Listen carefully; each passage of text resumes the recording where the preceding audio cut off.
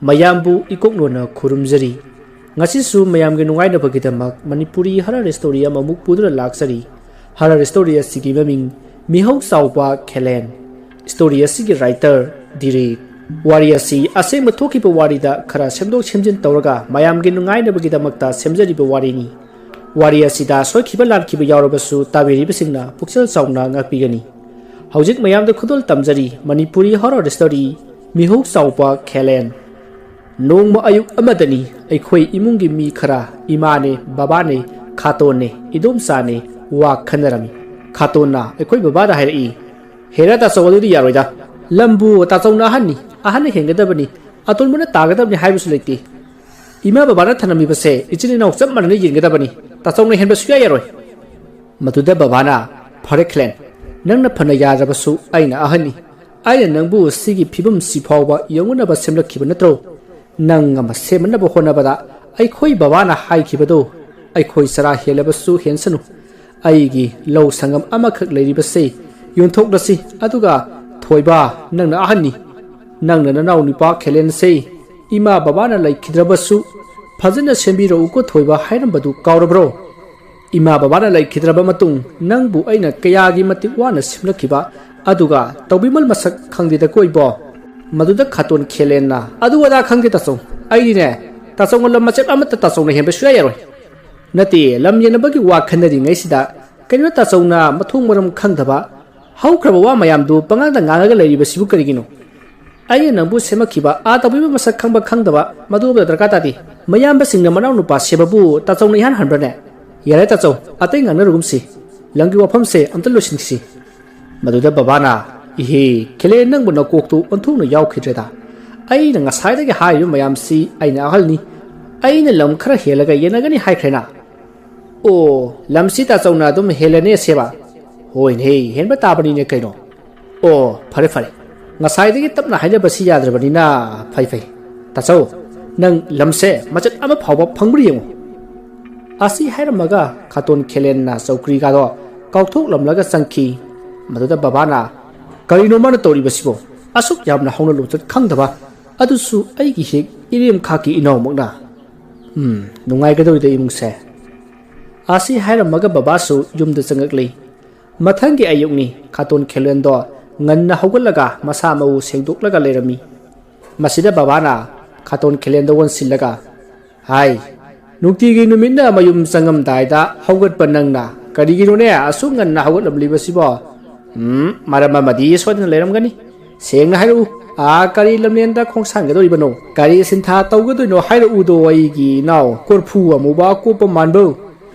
asumna phagi woina isam samna hairu baduda khaton khelena hera tacho kari wongak sangano tacho nangi heknarim khaktabo adumana hairu hono bro hai isam jamna sum haibani ne mahausaga manadre nangdi yam hongamena as pharsa tacho ai ngasi dagi ne matam khara aikhoi nupi hoigi bapam da lerukhige o nangi sidi ai na ngarang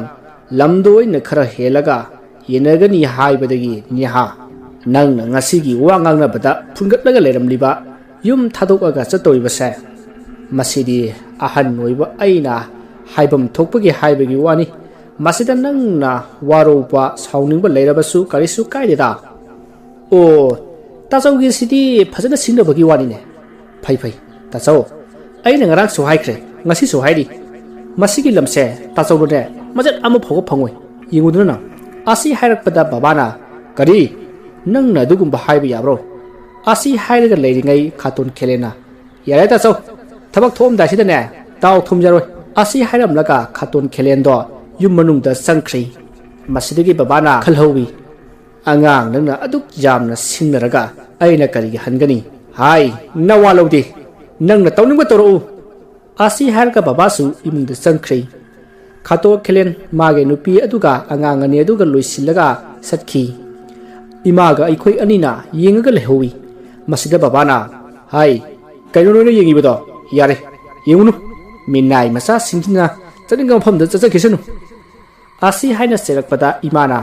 imai pema kari kanada bada nachina naw aduk yamna kuina leminnaraklaga kari sulai tabalam machesigi khanari banine asi haibada babana hai nang di mana ngang bo ngang sangang singdo nangde taraboine man hairimi aibu sigi lam machesi amata phangoi kaidana ma boina pisak pik lingai degi yengbiraga magi lairik tamba sana thangna ba phijul leba college ki ming chanba form fill up tawba changadaba sel punamak leitabadagi aina sara helaga tamhan khiba pija khiba lebi khibado kaurene ma mayamba mata karamba wangang sangang ngangani khangdaba tawbibon masak khangdaba asi hairaga babana imada chalo nangsu yare sidane ngangaragum si aigi thabak amata nangaroi chalo nangi thabak taw chalo maruda imasu thabak tawba chatkri mathangi nongan badani khaton khelon do lai maruda babana kaidore amuk labadi nupi mayumna tanthok pirak labro haiduna phagi tawki masta khaton khelena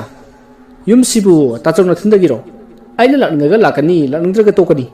tachongna panapiu haidi ngarang makhayena khada aina yopak ama thanambani adu lobo lakbini asi hairaga khaton khelendo makhayena khada chakki babasu karisu khandana khabar asum paraga lehowi khaton khelena tholakpada makhut ado leba itei iteraga karni ama paiduna tholoi maduda babana hai misingai tobiba masak khangdawa nangai kho maduda khaton khelensu sumang de lepaga lei babana kaino nangna ipa pakana chake toribodo nakuta paiduna yopaklo nangbu yopaklo bu lakpani haidaine nakhut ka du leba itei itei kaigno mi dubo nang manide kari toruribno ha asi haina babana hangbada khaton khelena karisu tawdi aido karni haike tawbada yupa haikibani asi hairaga chatke tawi masida babana ai ngai ko farene karni lobu lakpani haibado ai yarage aduga nakutuna leibak taribaduna karigino haibanida asomna hanglubada khaton khelena leibakta nung arangba ma phummaga lerame aduda aidi diamond hek maludana kothu ure asi hairaga chathige tawbada babana ai ngai ko adudi nangna kothu uriba diamond mal haiba nungdo kadai ai yengelo asi hairaga makhayena khada chitke tawi masida khaton khelena aine kothok nabale bak to di phumjilaga netharaga thanama bani karam noi kawkhre asi hairaga khaton khelendo saurok tawna kaima ta songna sugyamna hangbiri besibo dininga ne ta songwe yengbiruro aidi yim thabak yam lehowi asomna hairaga chatki khaton khelena chatkibada babana yingaga leiringai magi gari gi maningda angang ama phamkhibado babana ukhi madu buda babato samna sapsup jungi tu jungkhiba khanghaudi angang ado maru sitna koi tanja aduda yumgi makha thangba yana khada angang na chenpaki khongji makhol gumba matari masidagi babana singnarakpadagi makha yana khada satlaga karino mana phumriba sibo hairaga koichat chatlaga yengi adubu mana khutok lamliba mafam adudi adumak phangkhidi masidagi babana amuk laklaga khabar amuk makha tana pakhi pana wakhal khanbadi leplamdi mana hojik phumlibadubu khangdi khangning asomna khanna khabar adumak pakhi numittugi numidangni imana sak thonglingaida sakhonggi thongnawdagi kanano amana jinglakpada imado swai lawi tu sungkhiba khanghaudi maruda imana hai kanano hojik jinglak amibado laira huran bra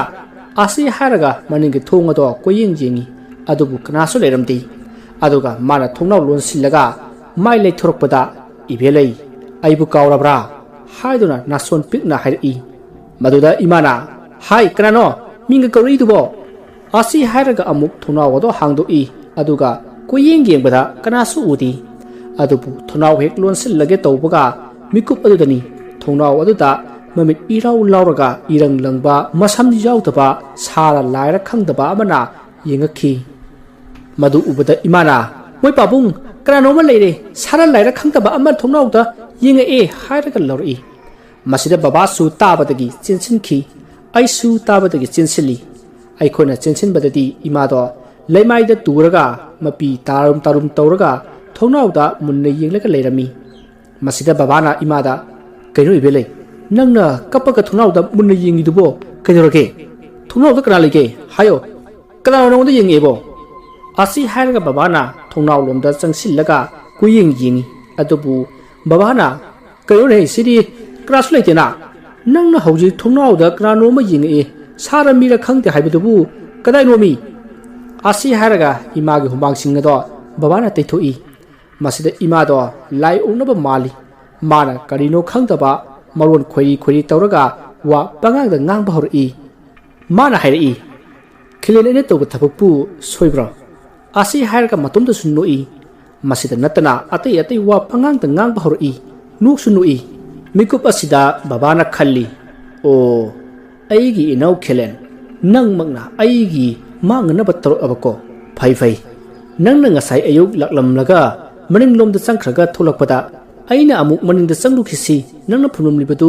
ꯀꯩꯅꯣ ꯌꯦꯡꯉꯨꯁꯤ ꯍꯥꯏꯕꯗ ꯌꯥꯗ꯭ꯔꯤꯗꯨꯅꯗꯤ ꯀꯩꯅꯣꯝꯃꯗꯤ ꯂꯩꯔꯁꯦ ꯃꯤꯅꯒ ꯍꯥꯏꯅꯕ ꯄꯣꯠꯁꯦꯝ ꯀꯥꯏꯗꯨ ꯑꯣꯏꯔꯕ ꯖꯥꯠꯂꯅꯦ ꯑꯩ ꯁꯨꯝ ꯆꯤꯡꯅꯔꯛꯑꯦ ꯑꯁꯤꯗꯤ ꯑꯁꯤ ꯍꯥꯏꯔꯒ ꯕꯕꯥꯅ ꯑꯩꯉꯣꯟꯗ ꯄꯣꯏꯔꯩꯉꯥꯟꯕ ꯅꯪꯅ ꯏꯃꯥꯁꯦ ꯉꯥꯏꯍꯥꯛꯇꯪ ꯌꯦꯡꯂꯝꯃꯨ ꯀꯨꯏꯔꯣꯏ ꯕꯕꯥꯅꯦ ꯑꯃꯥꯏꯕ ꯑꯃ ꯁꯠ ꯀꯧꯔꯛꯈꯤꯒꯦ ꯑꯁꯤ ꯍꯥꯏꯔꯒ ꯆꯠꯈꯤꯒꯦ ꯇꯧꯏ ꯃꯁꯤꯗ ꯑꯩꯅ ꯀꯩꯅꯣ ꯕꯕꯥ ꯑꯩꯗꯤ ꯏꯃꯥꯁꯦ ꯁꯤꯟꯅꯕ ꯉꯝꯃꯣꯏ ꯃꯥꯒꯤ ꯃꯑꯣꯡꯁꯤ ꯌꯥꯝꯅ ꯍꯩꯅꯗꯦꯕ ꯑꯩꯁꯨ ꯂꯥꯛꯀꯦ ꯑꯁꯤ ꯍꯥꯏꯕꯗ ꯕꯕꯥꯅ ꯍꯥꯏ ꯌꯥꯔꯣꯏꯅꯦ ꯏꯕꯥꯅꯤ ꯆꯠꯂꯕꯗꯤ ꯃꯃꯥꯁꯤ ꯂꯥꯏꯅ ꯆꯦꯜꯂꯒ ꯄꯨꯈ꯭ꯔꯕꯗꯤ ꯑꯃꯨꯛ ꯂꯩꯔꯝꯃꯔꯣꯏ ꯑꯗꯨꯅ ꯅꯪ ꯂꯩꯔꯝꯃꯨꯀꯣ ꯑꯩ ꯂꯥꯛꯀꯦ ꯀꯨꯏꯔꯣꯏꯗ ꯑꯁꯣꯝꯅ ꯍꯥꯏꯔꯝꯃꯒ ꯕꯕꯥꯁꯨ ꯆꯠꯈꯤ ꯃꯁꯤꯗꯒꯤ ꯕꯕꯥ ꯆꯠꯈ꯭ꯔꯕ ꯃꯇꯨꯡ ꯏꯃꯥꯅ ꯑꯩꯉꯣꯟꯗ ꯃꯨꯟꯅ ꯌꯦꯡꯂꯛꯏ ꯑꯩꯅ ꯀꯩꯅꯣ ꯏꯃꯥ ꯅꯪꯅ ꯑꯗꯨꯛ ꯃꯨꯟꯅ ꯌꯦꯡꯉꯤꯕꯗꯨꯕꯣ ꯑꯩꯅꯦ ꯈꯪꯗ꯭ꯔꯕꯣ ꯑꯁꯣꯝꯅ ꯍꯥꯏꯔꯨꯕꯗ ꯏꯃꯥꯅ ꯍꯩ ꯃꯁꯤꯒꯤ ꯑꯉꯥꯡꯁꯤꯗꯤ ꯑꯩꯁꯦ ꯅꯈꯣꯏ ꯈꯤꯂꯦꯟꯅ ꯊꯥꯔꯛꯂꯤꯕ ꯅꯃꯥꯅꯤꯅꯦ ꯑꯁꯤ ꯍꯥꯏꯔꯛꯄꯗ ꯑꯩꯗꯤ ꯀꯤꯈꯤꯕꯅ ꯋꯥ ꯐꯥꯎꯕ ꯐꯖꯅ ꯉꯥꯡꯕ ꯊꯣꯛꯇ꯭ꯔꯤ ꯑꯩꯅ ꯈꯜꯂꯤ ꯀꯩꯅꯣ ꯃꯥꯅ ꯉꯥꯡꯕꯗ ꯉꯁꯥꯏꯅ ꯑꯃꯨꯛ ꯑꯩꯁꯦ ꯈꯥꯇꯣꯟ ꯈꯤꯂꯦꯟꯅꯤ ꯑꯃꯨꯛ ꯍꯥꯏ ꯍꯧꯖꯤꯛꯅ ꯑꯃꯨꯛ ꯈꯤꯂꯦꯟꯅ ꯊꯥꯔꯛꯄ ꯅꯃꯥꯅꯤ ꯑꯃꯨꯛ ꯍꯥꯏꯔꯤ ꯑꯁꯣꯝꯅ ꯈꯟꯗꯨꯅ ꯑꯩ ꯏꯁꯥꯗ ꯆꯤꯡꯅꯕ ꯐꯥꯎꯔꯛꯈꯤ ꯃꯗꯨꯗ ꯉꯁꯥꯏ ꯕꯕꯥꯅ ꯍꯥꯏꯈꯤꯕ ꯏꯃꯥꯗ ꯍꯥꯏꯔꯝꯕ ꯋꯥꯍꯩꯁꯤꯡ ꯑꯗꯣ ꯅꯤꯡꯁꯤꯡꯂꯛꯈꯤ ꯕꯕꯥꯅ ꯍꯧꯖꯤꯛ ꯈꯤꯂꯦꯟꯗꯨ ꯂꯥꯛꯑꯝꯃꯤꯅꯦ ꯃꯅꯤꯡꯗ ꯀꯔꯤꯅꯣꯃ ꯇꯧꯔꯝꯃꯤ ꯑꯩꯅ ꯀꯩꯒꯤ ꯂꯥꯛꯏꯕꯅꯣ ꯍꯪꯕꯗ ꯃꯥꯅ ꯌꯣꯄꯥꯛ ꯂꯧꯕ ꯂꯥꯛꯏꯕꯅꯤ ꯑꯗꯨꯅ ꯍꯥꯏꯔꯝꯃꯤꯅꯦ ꯑꯗꯨꯗ ꯑꯩꯗꯤ ꯀꯔꯤꯁꯤꯝꯕꯨ ꯈꯜꯂꯨꯗꯦ ꯍꯣꯏ ꯆꯪꯉꯣ ꯍꯥꯏꯔꯒ ꯐꯝꯍꯧꯕꯅꯤ ꯃꯥꯅ ꯊꯣꯛꯂꯛꯄꯗ ꯃꯈꯨꯠꯇꯨ ꯂꯩꯕꯥꯛ ꯏꯇꯩ ꯇꯩꯔꯒ ꯀꯔꯅꯤ ꯑꯃ ꯄꯥꯏꯔꯒ ꯊꯣꯛꯂꯛꯏ ꯑꯗꯨꯗ ꯑꯩꯅꯗꯤ ꯍꯩ ꯀꯩꯅꯣ ꯅꯪꯅ ꯌꯣꯄꯥꯛ ꯂꯧꯅꯦꯅ ꯆꯪꯈ꯭ꯔꯒ ꯀꯔꯅꯤ ꯑꯃꯗꯨꯒ ꯂꯩꯕꯥꯛ ꯏꯇꯩ ꯇꯩꯗꯨꯅ ꯀꯩꯒꯤꯅꯣ ꯍꯪꯉꯨꯕꯗ ꯃꯥꯅ ꯀꯩꯅꯣ ꯄꯉꯥꯡꯗ ꯉꯥꯡꯉꯛꯏ ꯑꯗꯨꯅ ꯉꯥꯡꯉꯝꯃꯒ ꯆꯠꯈ꯭ꯔꯦ ꯑꯩ ꯁꯤꯛꯇꯤ ꯌꯥꯝꯅ ꯆꯤꯡꯅꯈꯤꯕꯅꯤ ꯃꯗꯨꯗ ꯑꯩꯅ ꯃꯅꯤꯡꯗ ꯆꯠꯂꯒ ꯌꯦꯡꯕꯗꯗꯤ ꯀꯔꯤꯁꯨ ꯂꯩꯕꯥꯛ ꯇꯧꯈꯥꯏꯈꯤꯕꯒꯤ ꯃꯃꯤ ꯑꯃ ꯇꯥꯍꯧꯗꯦꯅꯦ ꯑꯁꯤ ꯍꯥꯏꯔꯛꯄꯗ ꯏꯃꯥꯅ ꯑꯗꯨꯗꯤ ꯃꯥꯅ ꯌꯣꯄꯥꯛ ꯂꯧꯅꯦꯅ ꯆꯪꯈ꯭ꯔꯒ ꯀꯔꯅꯤ ꯄꯥꯏꯔꯒ ꯊꯣꯛꯂꯛꯄ ꯑꯗꯨꯒ ꯂꯩꯕꯥꯛꯁꯨ ꯃꯈꯨꯠꯇ ꯇꯩꯔꯒ ꯊꯣꯛꯂꯛꯄ ꯑꯗꯨꯗꯤ ꯃꯣꯏ ꯄꯥꯕꯨꯡ ꯃꯥꯅ ꯃꯅꯤꯡꯗ ꯆꯪꯉꯒ ꯇꯧꯔꯤꯕꯗꯨꯕꯨ ꯀꯔꯤ ꯑꯣꯏꯔꯕꯖꯥꯠꯅꯣ ꯃꯣꯏꯒꯤ ꯄꯣꯠꯁꯦꯝ ꯀꯥꯏꯗꯨ ꯑꯣꯏꯔꯕ ꯖꯥꯠꯂꯣ ꯑꯁꯤ ꯍꯥꯏꯔꯛꯄꯗ ꯕꯕꯥꯅ ꯑꯩꯁꯨ ꯃꯗꯨ ꯆꯤꯡꯅꯗꯅ ꯆꯪꯉꯒ ꯌꯦꯡꯉꯨꯕꯅꯤ ꯐꯔꯦ ꯆꯥꯛꯇꯣ ꯁꯠ ꯂꯣꯏꯁꯤꯜꯂꯣ ꯆꯥꯊꯣꯛꯑꯁꯤ ꯑꯩꯁꯨ ꯊꯕꯛ ꯆꯠꯀꯗꯧꯔꯤꯕꯅꯤ ꯑꯁꯣꯝꯅ ꯍꯥꯏꯈꯤꯕꯗꯣ ꯑꯩꯅ ꯅꯤꯡꯁꯤꯡꯂꯛꯏ ꯑꯁꯣꯝꯅ ꯅꯤꯡꯁꯤꯡꯂꯤꯉꯩ ꯕꯕꯥꯁꯨ ꯑꯃꯥꯏꯕ ꯀꯧꯔꯛꯂꯒ ꯂꯥꯛꯂꯤ ꯃꯁꯤꯗꯒꯤ ꯏꯃꯥꯅ ꯑꯃꯥꯏꯕ ꯑꯗꯨ ꯍꯦꯛ ꯎꯕꯒ ꯍꯥꯏ ꯅꯪꯗꯤ ꯑꯁꯤ ꯑꯋꯥꯡ ꯂꯩꯀꯥꯏꯗꯒꯤ ꯑꯃꯥꯏꯕ ꯁꯂꯥꯝ ꯅꯠꯇ꯭ꯔꯣ ꯍꯥꯏꯗꯨꯅ ꯍꯪꯂꯛꯄꯗ ꯑꯃꯥꯏꯕ ꯑꯗꯨꯅ ꯍꯥꯏ ꯅꯪꯒꯤ ꯀꯗꯥꯏꯗꯒꯤꯅꯣ ꯀꯅꯥꯅ ꯊꯥꯔꯛꯏꯕꯅꯣ ꯁꯥꯊꯤꯅꯦꯍꯦ ꯑꯩꯒꯤ ꯃꯤꯡꯒꯁꯤ ꯁꯤꯠ ꯅꯥꯟꯅ ꯈꯪꯉꯝꯃꯤꯗ ꯑꯁꯤ ꯍꯥꯏꯔꯒ ꯑꯃꯥꯏꯕ ꯑꯗꯨꯅ ꯕꯕꯥꯗ ꯍꯥꯏ ꯏꯕꯨꯡꯉꯣ ꯆꯠꯂꯨ ꯌꯥꯡꯀꯣꯛ ꯑꯃꯒ ꯌꯥꯏꯉꯪ ꯈꯔꯒ ꯌꯦꯇꯨꯝ ꯑꯃꯒ ꯏꯁꯤꯡ ꯑꯁꯦꯡꯕ ꯈꯨꯖꯥꯏ ꯑꯃꯒ ꯄꯨꯊꯣꯔꯛꯎ ꯑꯁꯣꯝꯅ ꯍꯥꯏꯔꯛꯄꯗ ꯕꯕꯥꯅ ꯌꯥꯡꯀꯣꯛ ꯌꯦꯇꯨꯝ ꯌꯥꯏꯉꯪ ꯏꯁꯤꯡ ꯈꯨꯖꯥꯏ ꯄꯨꯝꯅꯃꯛ ꯄꯨꯊꯣꯔꯛꯂꯤ ꯃꯗꯨꯗ ꯑꯃꯥꯏꯕ ꯑꯗꯨꯅ ꯀꯗꯥꯏ ꯁꯤꯗ ꯄꯤꯔꯛꯎ ꯍꯥꯏꯔꯒ ꯂꯧꯈꯤ ꯃꯁꯤꯗꯒꯤ ꯃꯥꯅ ꯌꯥꯡꯀꯣꯛꯀꯤ ꯃꯊꯛꯇ ꯌꯥꯏꯉꯪ ꯈꯔ ꯍꯩꯗꯣꯛꯏ ꯑꯗꯨꯒ ꯌꯦꯇꯨꯝ ꯑꯗꯨꯅ ꯌꯥꯏꯉꯪꯒꯤ ꯃꯅꯨꯡ ꯑꯗꯨꯗ ꯍꯥꯞꯆꯤꯟꯈꯤ ꯑꯗꯨꯒ ꯈꯨꯕꯥꯛ ꯑꯍꯨꯝꯂꯛ ꯈꯨꯔꯒ ꯃꯃꯤꯠ ꯎꯏꯁꯤꯜꯂꯒ ꯃꯨꯔꯨꯝ ꯁꯣꯜꯂꯤ ꯑꯗꯨꯒ ꯃꯃꯤꯠ ꯎꯏꯁꯤꯟꯅ ꯈꯨꯖꯥꯏꯗꯒꯤ ꯏꯁꯤꯡꯗꯣ ꯃꯈꯨꯠꯅ ꯂꯨꯞꯂꯒ ꯑꯍꯨꯝꯂꯛ ꯈꯤꯛꯇꯣꯛꯂꯒ ꯌꯥꯏꯉꯪ ꯑꯗꯨꯗ ꯆꯥꯏꯁꯤꯟꯈꯤ ꯑꯗꯨꯕꯨ ꯑꯉꯛꯄꯅꯤ ꯃꯥꯅ ꯏꯁꯤꯡꯗꯣ ꯍꯦꯛ ꯆꯥꯏꯁꯤꯟꯕꯒ ꯌꯥꯏꯉꯪꯁꯤꯡ ꯑꯗꯣ ꯃꯁꯥ ꯃꯇꯣꯝꯇ ꯇꯥꯁꯤꯜꯂꯛꯏ ꯑꯗꯨꯒ ꯇꯥꯁꯤꯟꯕ ꯂꯣꯏꯔꯒ ꯃꯥꯅ ꯌꯥꯏꯉꯪ ꯑꯗꯣ ꯄꯥꯏꯈꯠꯂꯒ ꯇꯥꯁꯤꯜꯂꯤꯕ ꯌꯥꯏꯉꯪ ꯃꯇꯨꯝꯗꯣ ꯊꯨꯒꯥꯏꯈꯤ ꯃꯁꯤꯗ ꯑꯃꯨꯛꯀ ꯍꯦꯟꯅ ꯉꯛꯏꯕꯗꯤ ꯉꯁꯥꯏ ꯍꯥꯞꯆꯤꯟꯈꯤꯕ ꯌꯦꯇꯨꯝꯗꯣ ꯃꯇꯦꯛ ꯑꯍꯨꯝ ꯊꯣꯛꯅ ꯇꯦꯛꯇꯨꯅ ꯌꯥꯎꯔꯝꯈꯤ ꯃꯁꯤꯗ ꯑꯩꯈꯣꯏ ꯂꯣꯏꯅꯃꯛ ꯉꯛꯈꯤ ꯑꯃꯥꯏꯕ ꯑꯗꯨꯅ ꯃꯁꯤꯗꯤ ꯂꯨꯗꯨ ꯏꯕꯨꯡꯉꯣ ꯍꯥꯏꯅ ꯕꯕꯥꯗ ꯍꯥꯏꯔꯛꯏ ꯃꯁꯤꯗ ꯕꯕꯥꯅ ꯀꯩꯅꯣ ꯑꯣꯖꯥ ꯌꯥꯝ ꯂꯨꯏ ꯍꯥꯏꯕꯕꯣ ꯑꯗꯨꯒ ꯉꯁꯥꯏ ꯍꯥꯞꯆꯤꯟꯈꯤꯕ ꯌꯦꯇꯨꯝꯗꯨꯅ masa matumta tiaga yaromibasina kamai toribunu oza asi hairubata amaiba aduna hai masigi nini aina lai ase yamaluduri tambada pak challaroi hairibase maduda babana amu oza adu masi amtang di yengbiyu masi kanana tharakpunu oza masi hairubata amaiba aduna onthuna bab ta khidreda ibungo nangse madu khanganaba ai lai amutang khairam khige hairedana maruda babana oza ai soikhre khangedadana hangjabani ko owaro bigano oza ojana lai khurumgani haibedo adum khairambiru maruda amaiba aduna phare langanu ko na khoi asi hairaga phamthaki aduga murum sonki aduga mamit pangthoraklaga ngasai gi yetum atiekpa ahumado paikhalaga amuk murum sonki aduga yengang khara puru u haibedagi babana yengang khara amuk lawraga piki amaiba aduna yengang ado khujo ahumlak lawduna hanege yengang aduda saisinbada amuk tasil lamba yengang singado masa matomta handok chari aduga anoba hapchaliba yengang sing aduga yansinnakhri masadaga amuk mamit usilaga murum sonki maruda imado khap singai aduga mana hai nangna ingonda adumna sabi chaithing pirabadi nupi ase aina pudu chakani asi hairakpada amaiba aduna karisul leitaba lai masa nangna su amaiba salam ingonda nupi asige thawai puni haijiba sari asi hairaga noi masidagi mahakna ngasagi yetum tekiba ahumado pulap pairaga yangang aduda langsili asma langsinbadadi imada sangamba lai aduna hairi ai hairage aibu amaiba project na kobiraga mana sidagi sum chatlaga makha lekai tana chalu aduga thoibu ko nupa amagi mayumda aki akhang piduso nangna ngamagadi imung aduda leramba mi ama hekeda sangu aduga thawai lawro haina haibirakpadagi aina laksabani asomna hairakpada amaiba salamna adudi nangbu makhoina mafam masida tharakliba si maram karigino haina hangrubada imada jangliba lai aduna makhoi machin manau ani lamjinaba yanadabadagi khanai hai khelensu yum masidagi oiramle man hairakpani nangna apamba imung aduda tawdusu maruda karisu tawroi asi hairakpadagi ai laksabani asomna hairakpada amaiba salamna phare adu oirabadi nangsu hajakro aduga masi amasu tamu amaiba bojenga khelengada khelen nangna tawriba thabak punamak amaiba salam aina khangle nangi thawai ado hingna salura natraga tummingaida manglak naraga halura siningdrabadi nangi nayambada khoiramu aina tawruba khudimak ngakpiyu haidana hayenga yumak laktuna khairamgadabani aduga nangna mamba adusu yum masida laklaga nayamba nateima anigi mamangda lokthukadabani haina tamusoko asi haraga amaiba salamna khubak ahumlak khuraga lewa sonki matamadu mahakna hairi angaksa lambi thadu thong mapanda leiganu lai thulaklabadi ko asi harakpada aikhoi khara chathori asomna lai khoiramba lorba matung mamit pangthoraklaga mana hairi hai ibungo ngasai mana hairamba khelen haibudubu nangi nanaw nipadu natabrane asi haibada babana mani wajamaiba ngarang lamgi matangda khara lawnakhibani makhoi nupigi mapamda matam khara leironi haidana mahak chakhibani masida amaiba salamna phare haujikti thokrabati thokre haujikti karsu nungaitaba khaluranu ko asi hairakpada babana amu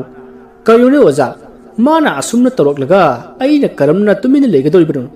ngasai hairambadu tabi horedana ojasu aigi hek irem khaki inaw magna yummatu satlaga nangna tawningba tawruso nangnabu palabadi thawai sallau hairakpado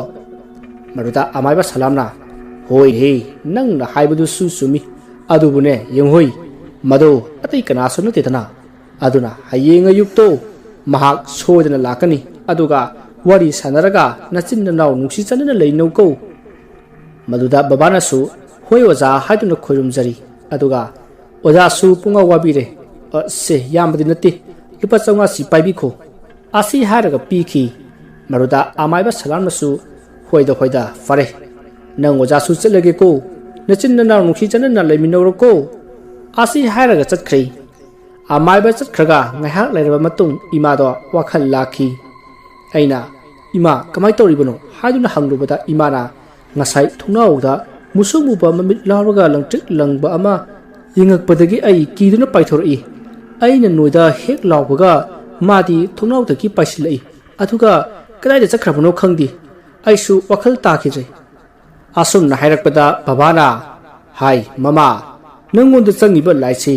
ꯑꯩꯈꯣꯏ ꯈꯦꯂꯦꯟꯅ ꯑꯃꯥꯏꯕ ꯇꯥꯟꯅꯔꯒ ꯊꯥꯔꯛꯄ ꯑꯣꯏꯔꯝꯃꯦꯅꯦ꯫ ꯑꯁꯤ ꯍꯥꯏꯕꯗ ꯏꯃꯥꯗꯣ ꯌꯥꯝꯅ ꯁꯥꯎꯔꯝꯃꯤ꯫ ꯀꯔꯤꯒꯤꯅꯣ ꯃꯥꯅ ꯑꯁꯨꯝꯅ ꯇꯧꯔꯤꯕꯗꯤ ꯑꯩꯈꯣꯏꯁꯤꯕꯨ ꯁꯤꯕ ꯅꯥꯕ ꯊꯣꯛꯑꯕꯗꯤ ꯀꯅꯥꯅ ꯀꯟꯒꯅꯤ ꯍꯥꯏꯗꯨꯅ ꯌꯥꯝꯅ ꯁꯥꯎꯈꯤ꯫ ꯃꯁꯤꯗ ꯕꯕꯥꯅ ꯊꯦꯝꯖꯤꯜꯂꯤ꯫ ꯌꯥꯔꯦ ꯌꯥꯔꯦ ꯍꯧꯖꯤꯛꯇꯤ ꯀꯔꯤꯁꯨ ꯈꯜꯂꯨꯔꯅꯨ ꯃꯥꯅꯅꯦ ꯉꯁꯥꯏ ꯃꯈꯥ ꯌꯦꯅꯈꯥꯗ ꯆꯪꯉꯒ ꯃꯈꯨꯠ ꯂꯩꯕꯥꯛꯀ ꯇꯩꯔꯒ ꯊꯣꯛꯂꯛꯏꯕꯗꯨꯗꯤ ꯑꯃꯥꯏꯕꯒꯤ ꯂꯩꯋꯥ ꯌꯥꯎꯕ ꯆꯐꯨꯗꯨ ꯐꯨꯝꯕ ꯑꯣꯏꯔꯝꯃꯦꯗꯅ꯫ ꯃꯗꯨꯗ ꯏꯃꯥꯅ ꯑꯃꯨꯛ ꯑꯣꯟꯊꯣꯛꯅ ꯀꯤꯖꯈ꯭ꯔꯦꯗ ꯑꯗꯨꯒꯨꯝꯕꯗꯨꯗꯤ ꯃꯣꯏꯅ ꯇꯧꯔꯛꯀꯅꯤ ꯍꯥꯏꯕ ꯄꯨꯟꯁꯤꯗꯁꯨ ꯊꯥꯖꯔꯨꯗꯕꯅꯤ꯫ ꯃꯁꯤꯗ ꯕꯕꯥꯅ ꯌꯥꯔꯦ ꯌꯥꯔꯦ ꯊꯣꯛꯈ꯭ꯔꯕꯗꯤ ꯊꯣꯛꯈ꯭ꯔꯦ ꯀꯔꯤꯁꯨ ꯈꯜꯂꯨꯔꯅꯨ ꯍꯌꯦꯡ ꯅꯣꯡꯉꯥꯜꯂꯒ ꯃꯥ ꯂꯥꯛꯂꯒꯅꯤ ꯑꯗꯨꯒ ꯋꯥꯔꯤ ꯁꯥꯟꯅꯔꯁꯤ ꯅꯪꯁꯨ ꯋꯥꯔꯝꯂꯒꯅꯤ ꯇꯨꯝꯃꯨꯔꯣ꯫ ꯑꯁꯤ ꯍꯥꯏꯔꯒ ꯐꯃꯨꯡꯗ ꯄꯨꯁꯤꯟꯕꯤꯈꯤ꯫ ꯃꯗꯨꯗ ꯏꯃꯥꯅ ꯑꯃꯨꯛ ꯍꯪꯉꯛꯏ ꯀꯅꯥꯅꯣ ꯍꯌꯦꯡ ꯂꯥꯛꯀꯅꯤꯕꯣ? ꯑꯁꯨꯝꯅ ꯍꯪꯕꯗ ꯕꯕꯥꯅ ꯌꯥꯔꯦꯅꯦ ꯅꯪꯕꯨ ꯇꯨꯝꯃꯨꯅꯦ ꯈꯦꯂꯦꯟꯗꯣ ꯍꯌꯦꯡ ꯂꯥꯛꯀꯅꯤ ꯑꯗꯨꯒ ꯋꯥꯔꯤ ꯁꯥꯟꯅꯔꯁꯤ ꯍꯥꯏꯕ꯫ ꯑꯁꯤ ꯍꯥꯏꯔꯒ ꯇꯨꯝꯍꯜꯂꯒ ꯕꯕꯥꯁꯨ ꯆꯠꯈ꯭ꯔꯦ꯫ ꯑꯩꯁꯨ ꯇꯨꯝꯃꯤ꯫ ꯅꯣꯡꯉꯥꯜꯂꯕ ꯃꯇꯨꯡ ꯕꯕꯥ ꯏꯕꯥꯅꯤ ꯆꯥ ꯊꯛꯑꯒ ꯃꯥꯡꯒꯣꯟꯗ ꯐꯝꯂꯤꯉꯩ ꯊꯣꯡꯒꯥꯟꯗ ꯒꯥꯔꯤ ꯑꯃ ꯊꯧꯖꯤꯜꯂꯛꯏ꯫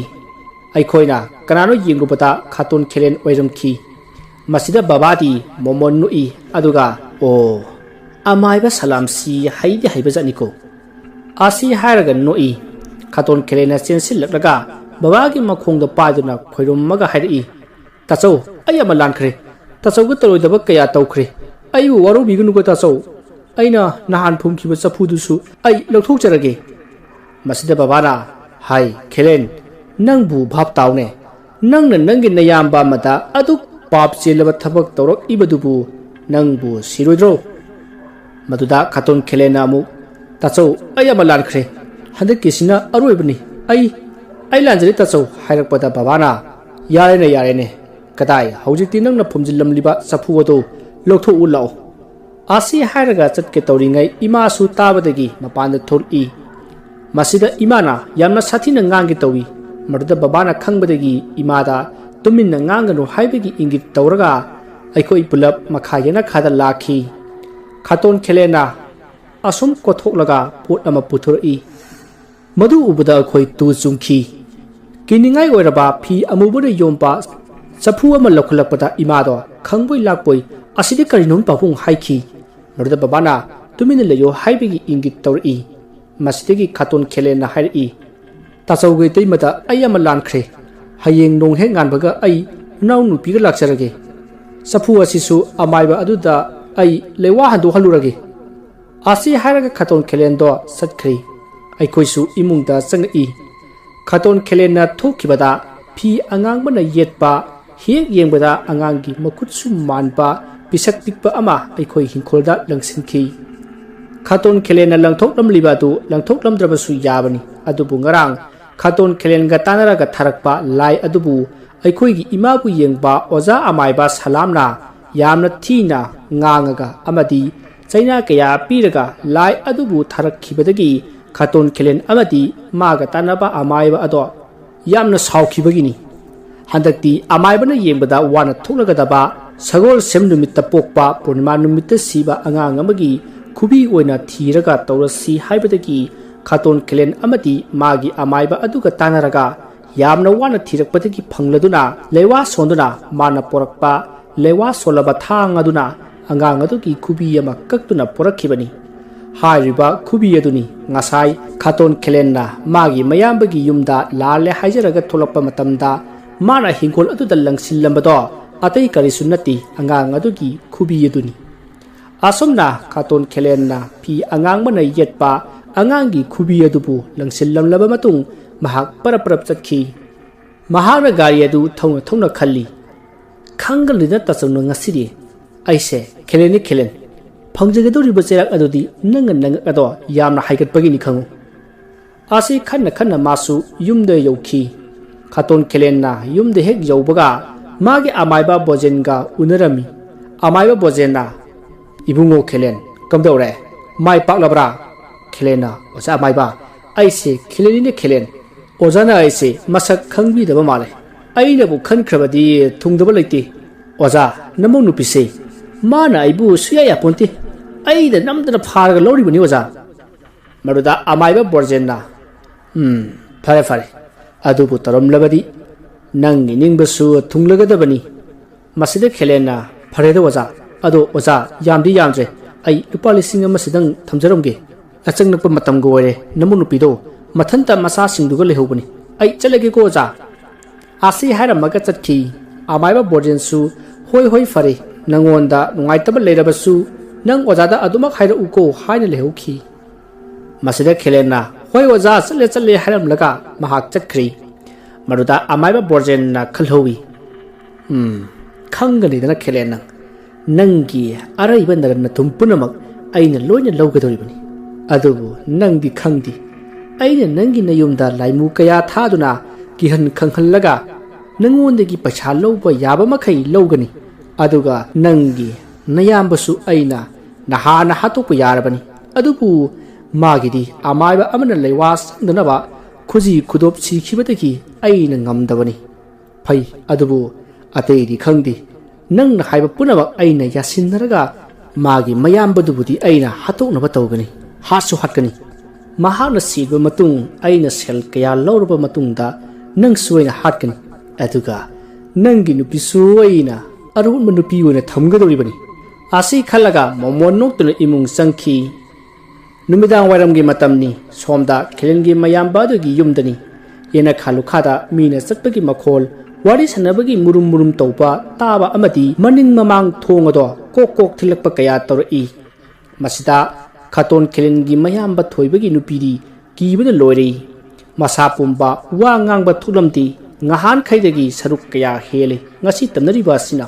masida thoibana magi nupibu themjili asumna tawringai tamnarakpati asum henjelakli matamda numit pungtha tarabani masdagi thoibana yararoi khanduna yumthangnaba taranaba haungna kawri hoine lembi ise thoibi noibu tabro somda akhoi imungda namong nupise kainoma tawkhre amukta lakpiyo taragadi hoine lembi haduna kawki asumna kawbada magi nupina sugatlaga kayunanga tawribado haibagi matagum ingit tawri masida magi nupana hai masi haijabadi makhoi kamdonga lakani aduna makhoi laklaba matung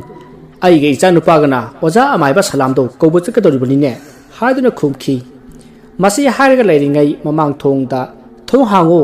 hango haiduna tok thilai thoibasu chenthok thongado hangi maduda mayamna nangi nupi kedore haibano haiduna hanglai masida thoibana hojik lai changbagi muong ama torambane aina khujulai kham thabadaki khara phawre aikhoi kada le hobani asi hairaga thoibana magi machanupada hai ibani salam maibado amuda korosi hairki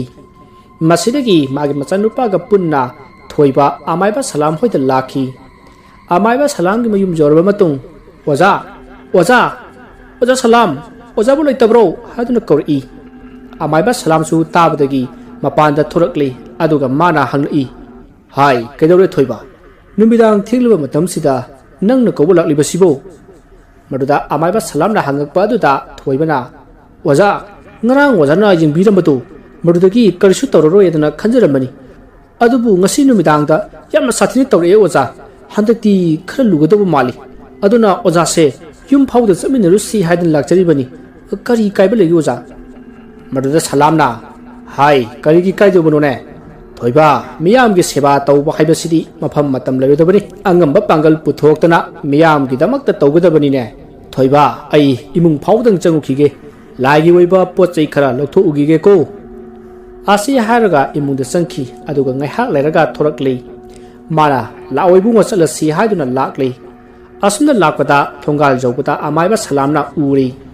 yum adugi yena khalukhada amadi yumgi yumthak aduta gurong chendura sanariba laising ado asumna yengaga leiringai thoibana kaidorgi oza sangasi lao asi hairaga thongal na changna i thongal hek changlakpada amaiba salamna lewa ama sonduna masada nanthajai ꯃꯁꯤꯗꯒꯤ ꯃꯈꯣꯏꯅ ꯏꯃꯨꯡꯗ ꯆꯪꯂꯛꯄꯗ ꯃꯌꯥꯝꯗꯣ ꯀꯤꯅꯗꯨꯅ ꯂꯩꯔꯝꯕꯗꯨ ꯎꯕꯗ ꯑꯃꯥꯏꯕ ꯁꯂꯥꯝꯅ ꯃꯌꯥꯝ ꯀꯔꯤꯃꯠꯇ ꯃꯤꯄꯥꯏꯕꯤꯕ ꯇꯧꯕꯤꯒꯅꯨ ꯂꯥꯏꯁꯦ ꯑꯩꯅ ꯉꯝꯅꯅꯕ ꯂꯩꯇꯥꯏꯅꯖꯒꯦ ꯊꯣꯏꯕ ꯏꯁꯤꯡ ꯈꯨꯖꯥꯏ ꯑꯁꯦꯡꯕ ꯑꯃ ꯄꯨꯊꯣꯔꯛꯎ ꯌꯥꯡꯀꯣꯛ ꯑꯃꯒ ꯊꯥꯡ ꯁꯣꯔꯤ ꯑꯃꯒ ꯌꯥꯡꯉꯪ ꯈꯔꯒ ꯄꯨꯊꯣꯔꯛꯎ ꯀꯣ ꯑꯁꯤ ꯍꯥꯏꯔꯛꯏ ꯃꯗꯨꯗ ꯊꯣꯏꯕꯅ ꯍꯣꯏ ꯑꯣꯖꯥ ꯑꯩ ꯂꯧꯊꯣꯛꯂꯨꯈꯤꯒꯦ ꯍꯥꯏꯔꯒ ꯆꯠꯈꯤ ꯄꯣꯠꯁꯤꯡꯗꯣ ꯄꯣꯔꯛꯄꯗꯒꯤ ꯑꯃꯥꯏꯕ ꯁꯂꯥꯝꯅ ꯐꯝꯊꯔꯒ ꯌꯥꯡꯀꯣꯛ ꯑꯗꯨ ꯊꯥꯔꯤ ꯑꯗꯨꯒ ꯌꯥꯡꯀꯣꯛ ꯑꯗꯨꯒꯤ ꯃꯆꯤꯗ ꯌꯥꯡꯉꯪ ꯈꯔ ꯌꯥꯝꯅ ꯍꯩꯗꯣꯛꯏ ꯑꯗꯨꯒ ꯊꯥꯡ ꯁꯣꯔꯤ ꯑꯗꯨꯅ ꯌꯥꯡꯀꯣꯛ ꯑꯗꯨꯒꯤ ꯅꯥꯀꯟꯗ ꯊꯝꯃꯤ ꯑꯁꯨꯝꯅ ꯁꯦꯝꯕ ꯁꯥꯕ ꯂꯣꯏꯔꯒ ꯅꯈꯣꯏ ꯂꯥꯡꯒꯅꯨꯀꯣ ꯑꯩ ꯂꯩꯇꯥꯏꯅꯒꯦ ꯑꯁꯤ ꯍꯥꯏꯔꯒ ꯃꯃꯤꯠ ꯎꯏꯁꯤꯜꯂꯒ ꯈꯨꯕꯥꯛ ꯑꯍꯨꯝꯂꯛ ꯈꯨꯔꯒ murum murum sonki adamna solingai amaiba salamna up onini thui asok yamna pangdaba mi masak khangdaba mabu chawunaba yukpi thakpi rakliba mayamba bu kauba aduga amaiba aduna lonam tawbiri haibasu khangdaba asi hairaga makokto lebakta thingaga tapna hogalai asomna hogalaklaga ibungo Kelensi magi amaiba bojen haibaduna insinduna nangonda phattaba kaya tarukle nangi hingkhol lanthum punamak nanaw nupa khelena lobo pami mana pamliba sei thunglaga nanaw nupa khelena lammasi lawraba matamda amaiba bojen namuk magi yaibi thawai loge khali haiba sei nangi nanaw nupa khelena khangdine ibungo asi hairakpada thoibara adudi ꯊꯕꯛ ꯑꯁꯤ ꯑꯅꯝꯕꯅ ꯑꯃꯥꯏꯕ ꯕꯣꯖꯦꯟꯒꯤ ꯈꯨꯖꯤꯟ ꯊꯧꯔꯥꯡ ꯑꯣꯏꯔꯅꯤ ꯑꯣꯖꯥ ꯑꯁꯤ ꯍꯥꯏꯔꯛꯄꯗ ꯑꯃꯥꯏꯕ ꯁꯂꯥꯝꯅ ꯃꯥꯅꯤ ꯃꯥꯒꯤ ꯈꯨꯠ ꯌꯥꯎꯔꯤꯕꯅꯤ ꯅꯍꯥꯟꯒꯤ ꯊꯧꯗꯣꯛꯇꯨꯗꯒꯤꯗꯤ ꯅꯅꯥꯎ ꯅꯨꯄꯥꯅ ꯂꯥꯜꯂꯦ ꯍꯥꯏꯖꯔꯒ ꯆꯠꯈ꯭ꯔꯕ ꯃꯇꯨꯡ ꯅꯣꯡꯉꯥꯜꯂꯒ ꯃꯥ ꯁꯣꯏꯗꯅ ꯂꯥꯛꯀꯗꯕꯅꯤ ꯑꯗꯨꯗ ꯃꯥꯅ ꯏꯟꯁꯤꯟꯕꯗꯒꯤ ꯅꯪꯒꯤ ꯅꯅꯥꯎ ꯅꯨꯄꯥꯒꯤ ꯄꯨꯛꯅꯤꯡ ꯄꯨꯝꯅꯃꯛ ꯍꯣꯡꯍꯟꯈꯤꯕꯅꯤ ꯑꯁꯤ ꯍꯥꯏꯕꯗ ꯊꯣꯏꯕꯅ ꯌꯥꯝꯅ ꯁꯥꯎꯔꯝꯃꯤ ꯃꯁꯤꯗ ꯑꯃꯥꯏꯕ ꯁꯂꯥꯝꯅ ꯐꯔꯦ ꯈꯜꯂꯨꯔꯅꯨ ꯍꯧꯖꯤꯛꯇꯤ ꯃꯗꯨꯒꯤ ꯃꯇꯝ ꯅꯠꯇꯦ ꯑꯩ ꯑꯃꯨꯛꯇꯪ ꯂꯥꯏ ꯈꯣꯏꯔꯝꯈꯤꯒꯦ ꯑꯁꯤ ꯍꯥꯏꯔꯒ ꯂꯥꯏ ꯃꯈꯥ ꯈꯣꯏꯔꯝꯕꯈꯤ ꯑꯁꯣꯝꯅ ꯃꯥꯅ ꯑꯁꯨꯝ ꯃꯃꯤꯠ ꯎꯏꯁꯤꯜꯂꯒ ꯌꯦꯡꯂꯛꯄꯗ ꯑꯃꯥꯏꯕ ꯁꯂꯥꯝꯅ ꯃꯌꯦꯛ ꯁꯦꯡꯅ ꯎꯔꯤ ꯑꯃꯥꯏꯕ ꯕꯤꯖꯣꯏꯅ ꯈꯦꯂꯦꯟꯒꯤ ꯌꯨꯝꯗ ꯂꯥꯏ ꯊꯥꯖꯤꯟꯗꯨꯅ ꯀꯤꯍꯜꯂꯒ ꯃꯣꯃꯣꯟ ꯅꯣꯛꯂꯒ ꯂꯩꯔꯤꯕꯗꯣ ꯎꯔꯤ ꯃꯁꯤꯗ ꯑꯃꯥꯏꯕ ꯕꯣꯖꯦꯟꯁꯨ ꯏꯆꯝ ꯆꯝꯕ ꯑꯃꯥꯏꯕ ꯑꯃꯗꯤ ꯅꯠꯇꯦ ꯃꯉꯣꯟꯗ ꯃꯥꯅ ꯍꯧꯖꯤꯛ ꯂꯥꯏ ꯈꯣꯏꯔꯝꯃꯤꯕ ꯑꯁꯦ ꯀꯅꯥꯅꯣ ꯑꯃꯅ ꯌꯦꯡꯂꯦ ꯍꯥꯏꯕꯁꯦ ꯈꯪꯂꯝꯃꯤ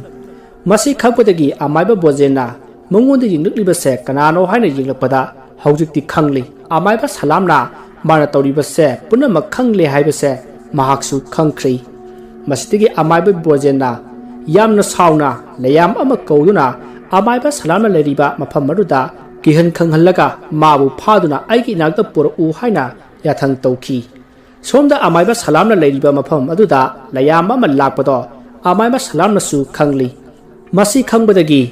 ꯅꯪꯅ ꯇꯧꯔꯛꯂꯕꯅꯤꯅ ꯑꯩꯁꯨ ꯇꯧꯔꯒꯦ ꯍꯥꯏꯕꯒꯤ ꯃꯇꯥꯒꯨꯝ ꯂꯥꯏꯔꯣꯟ ꯁꯣꯜꯂꯒ ꯊꯝꯂꯤꯕ ꯏꯁꯤꯡ ꯈꯨꯖꯥꯏ ꯑꯗꯨꯗꯒꯤ ꯏꯁꯤꯡ ꯈꯔ ꯂꯧꯈꯠꯂꯒ ꯏꯁꯤꯡ ꯈꯔ ꯆꯥꯏꯁꯤꯜꯂꯤ ꯑꯁꯨꯝꯅ ꯆꯥꯏꯁꯤꯜꯂꯒ ꯃꯥꯅ ꯌꯥꯝꯅ ꯊꯨꯅ ꯌꯥꯏꯉꯪꯁꯤꯡ ꯑꯗꯣ ꯇꯥꯁꯤꯜꯂꯒ ꯃꯤꯇꯝ ꯑꯃ ꯁꯦꯝꯂꯤ ꯇꯧꯔꯤꯕ ꯃꯇꯧ ꯑꯗꯨꯗ ꯅꯨꯄꯤ ꯑꯉꯥꯡꯁꯤꯡꯗꯤ ꯀꯤꯕꯅ ꯂꯣꯏꯔꯕꯅꯤ ꯑꯗꯨꯕꯨ ꯑꯃꯥꯏꯕ ꯁꯂꯥꯝꯅ ꯂꯥꯡꯒꯅꯨ ꯍꯥꯏꯅ ꯏꯪꯒꯤꯠ ꯇꯧꯔꯛꯄꯗꯒꯤ ꯃꯈꯣꯏ ꯀꯔꯤꯃꯠꯇ ꯍꯥꯏꯈꯤꯗꯦ ꯃꯁꯤꯗꯒꯤ ꯑꯃꯥꯏꯕ ꯁꯂꯥꯝꯅ ꯃꯥꯅ ꯁꯥꯔꯤꯕ ꯃꯤꯇꯝ ꯑꯗꯨꯗ ꯉꯁꯥꯏꯒꯤ ꯊꯥꯡ ꯑꯗꯨꯅ ꯂꯩꯋꯥ ꯈꯔ ꯁꯣꯜꯂꯒ ꯃꯤꯇꯝ ꯑꯗꯨꯒꯤ ꯂꯨꯔꯦꯟ ꯃꯀꯣꯛ ꯑꯗꯣ ꯌꯥꯝꯅ ꯇꯞꯅ ꯀꯛꯄ ꯍꯧꯔꯛꯏ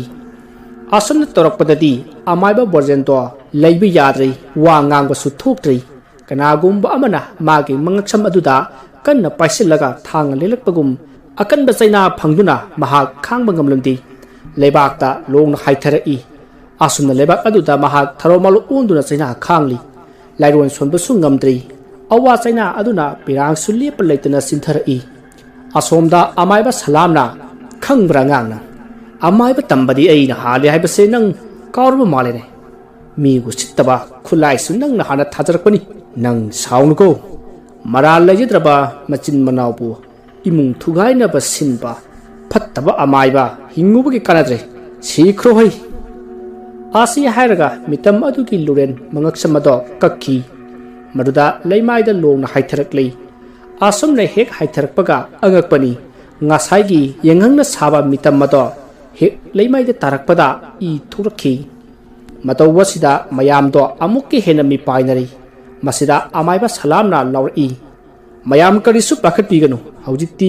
karisu tawraroi punabak ase amaiba porjen na thohanba ngaktani asi hairaga amaiba salamna thoibada wansinduna ibungo thoiba haujikti karisu tawraroi amaiba porjen su aina sawna heman khibana loren kaklaga thawai lokre aduna hayeng hek no nganbada salu nagidanaw nupagi manakta satlaga nechin ninaw nungsi chanana leiminara si hairaga poroklo aduga nachin nanaw nungai yai phana ana ayek chauduna paluko aisu satlage asi hayam laga amaiba salam satkhri somdana amaiba borjen na khalli aina toruba mahaina ngasidi aina phangjabani aina khelengi nupibu mihorubadagi puramaka se thokibani asi hairaga amaiba borjen aroiba sor honki mathangi no nganbadani thoibado magi manaw nupa khilengi manakta laktuna manaw nupa bu kauki maruda khilendu tabadagi mapanda kanano haiduna tholakpada magi mayamba thoiba oirambadu da sensil laktuna tasau ayama lankhre tasau dune aranba miyengi luba amati ichin inaw lamnaba silba kayagi matik lalaba aina tawkiba punamak ado ngakpi yuko tasau hairaga makhong pairaga khoirami aduna khoirambada thoibana hai angawbo kaigi inaw landojone lalibadi phatraba migi imungbu thugainaba silliba amaibaduni asi hairaga machin manaw punna macha singa mayumda amuk laktuna hanagi punsida hanjinduna nungaina pankhi mathanggi wari asi amuk mayam punna taminarasi mayambu ikuknona khurumjari ngasi su mayamge nungaina bagidamak manipuri harar story bloody mary haina minthonpa wari ama puduna laksari wari asi writer sanamacha wari asi hingliba amati sikraba kanagumba kanagumbi amataga marina jati aibana wakhana sagacharaga tabiriba singi ngak pothana bagidamakta semjabu wari hojik mayamdu khudol tamjari manipuri harar story bloody mary thoiba imphal da ka bara amada leiba misakni mahaki ka du da malem kaupa mamanaba amasulai makoi ani athapa khungang amadagini malemdi but ki wari iraga youtube thagalaga paisa khar khar tali thoibasu college lori mahaksu imphal da leraga thabak khara khara suba jatli mahaga nongma thabak halakpada makhoi ga college taminnabi sanu thengnari sanu su dukan da pot leba tholakpani sanuna thoiba kadai ka chalubano haina hangi thoibana thabak suba chalubane haina khumi maduda sanuna muk nangbu makha tamthagiriro hairubada thoibana aikhoi di lairabanina saida sun loisilage noidawna paisa paidiye asomna hairakpada sanu to thoibada yenglaga momon nukli maduda thoibana nangdi makha tamkhidui natro haibada sanuna tamkhidui ne hairam maduda thoibana o faina dodi tamu tamu adodi ai su chalukhige ko asi hairam laga chatkhri somdana magi mamanaba malemna thoibu lakpa ngairami malemna thoibudu su laktriba jala hairaga leiringai thoibudu laklei o lakti lairana aina somda inja ahobum tang sa se aidana nang ngairami thoiba ai dukanda thokhige yen kiji amtang lerukhige nang maroi mapang semum ko asi hairam laga malem do thokhri thoibusu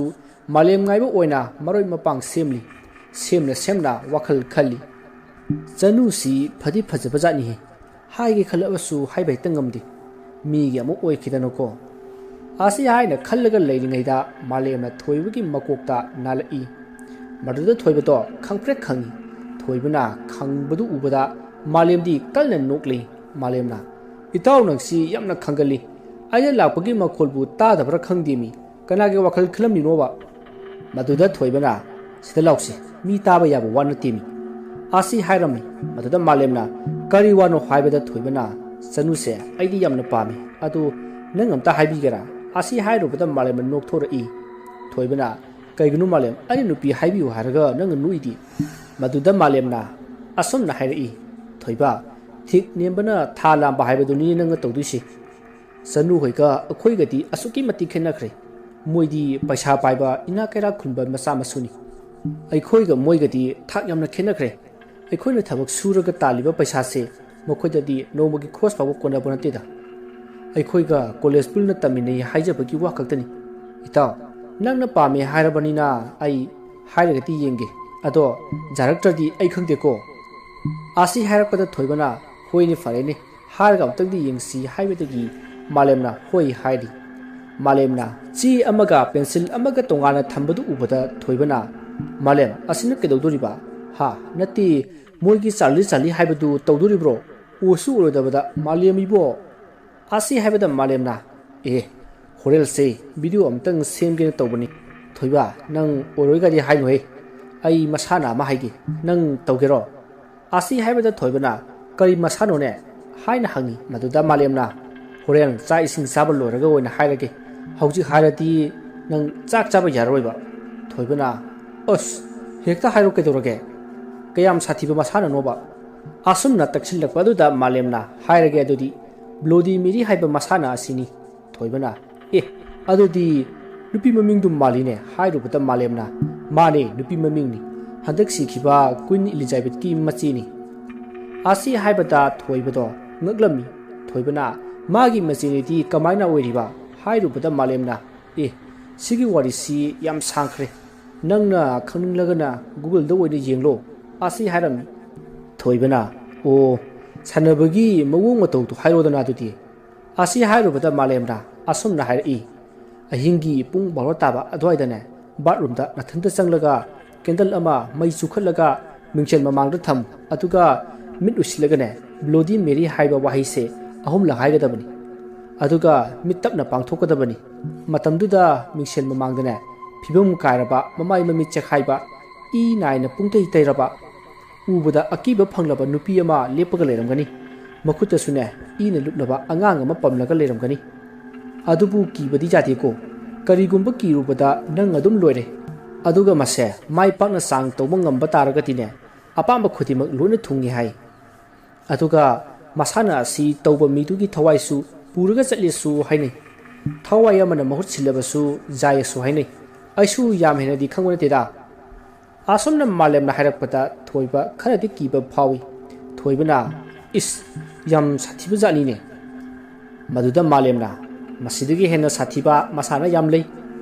aduda thoibana tu asi sa ising janaba tawrasi asi hainaraga sak sadari sak sabal loraba matungda malemna aibu tawkhisirane siga pesinga su loksilure thoibana o hayimuna tawro tumasi lao asi haibadagi malemna hoida hayimuna tawragi hairaga masu phamungda hipthakhri thoibana malem haying chanu haiba kauniko haina mabani wari khara sanaraga pothana khri mathangi nomitni thoiba malem mabani thabak chatugi thoroklami mabani na asum lakpata chanu hoigi thongalda gari khara leibaduda thoibana malem chanu dubu chin khajalo kaino mogi get manakta gari leirisina malemna chelamohe nang suba ai yenge hairaga get lomda yingsili chanu su tholokpaga mapa sanari chanu tholokpagi makhol tabada thoibana malemda haiphet jengnamlaga ingit toromlaga chakri tanja aduda chanuna malem thabak chalabo haina hangli barda malena chale adu wamta haige sidamta laune asi hairubada chanuna malem kaiwano asumna hanglubada malemna noibu kadai ga chatuino asumna hanglubada chanuna morangda lai khoiromba chatke tawbani adu nangna wama haini haibudu kariwano hairodana asi hairakpada malemna thoibuna nangse nungsi adu nangbu kai khalige asi haibada chanuna nokphet tawraga hairi hoi yaye hairakpada malemna adudi phone number piro chanuna su pirakle malem su chakre chanu su mamai lesilakpada makhoigi imung manungi mi singa mamanapi hoiga thorakle malemna thoibada o yarabane number su labani hairaga number piri asamna makhoi chakre chanu hoisu moirangdom de chakre chanu ki mamanabi menakana mairabada phone tawi mairaba paisa paiba imungi macha masuni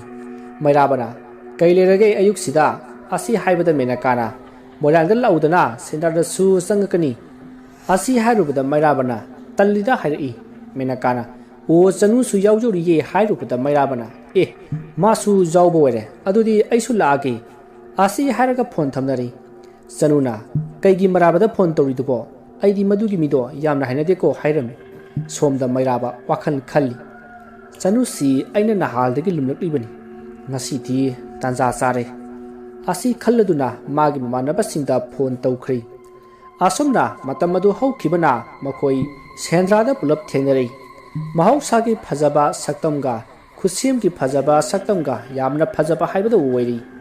sanusu masam thadoklaga photo kapmanaba tawri nubitna taramdaigi ngangranaba mangana sanugi lemna phajaraba maithongde jaibada hena phajaba haibadu oiri mairaba pungau ngaukhri